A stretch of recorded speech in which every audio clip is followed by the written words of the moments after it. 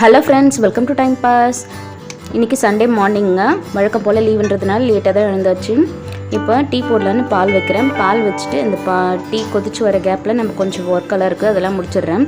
நேற்று மாவு டிஃபன் கரைச்சிட்டு வந்துருந்தோம் இட்லிக்கு, அதுவும் புளிச்சு வந்துட்டு இருந்தது. அதுவும் கொஞ்சமாக ஒரு கைப்பிடி கல்லுப்பு போட்டு கரைச்சி வேறு ஒரு பாத்திரத்துக்கு மாற்றி எடுத்து வச்சிட்டேன். டீ கொதிக்கிறதுக்குள்ளே அந்த கேப்பில் கொஞ்சம் சுகர் காலியாகிட்டு இருந்தது, அதையும் ஸ்டோர் பண்ணி எடுத்து வச்சிட்டேன். பாத்திரமும் கொஞ்சம் இருந்தது, அதையும் வாஷ் பண்ணி எடுத்து வச்சிடலான்ட்டு அதையும் வாஷ் பண்ணியாச்சு. டீயும் ரெடி ஆகிடுச்சு. இன்றைக்கி ஃப்ரண்ட்டில் போலங்க, பேக் சைடு பால்கனியில் தான் வந்து நின்று டீ குடிச்சிட்டு இருந்தேன்.